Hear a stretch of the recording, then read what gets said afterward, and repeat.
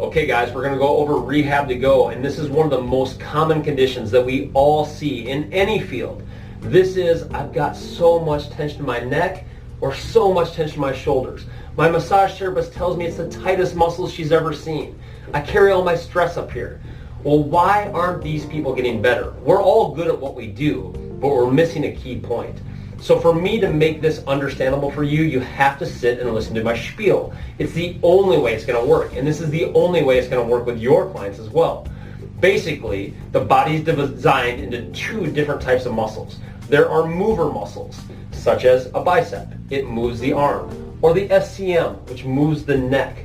Or the traps, which raise the head and raise the shoulders. These are the muscles that hold the tension. They are built to move and then rest. Move and then rest. And then there's stabilizers. You have these little tiny muscles that go vertebrae to vertebrae. Now, 20 years ago when I was going through my boards, I knew the names of these. And I don't have all the names for you right now. Just get that they're stabilizers. Now, the movers and stabilizers are supposed to work together. So what happens is the stabilizers go offline. It could be a car accident. It could be your football player. It could be that you've just been stressed out. These aren't working, and so these big muscles take over.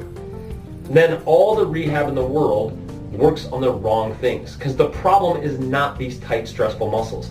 We can work them out and massage them and use hot showers and hot packs as long as you want to.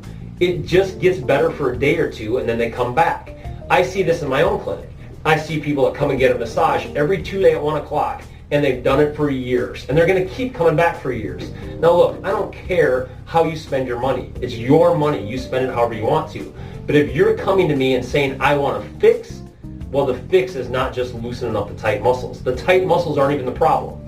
So here's the fix. You grab one of these little balls, and you've got to have it where it's slightly deflated. And we need to train the stabilizers to come back on. It's this simple.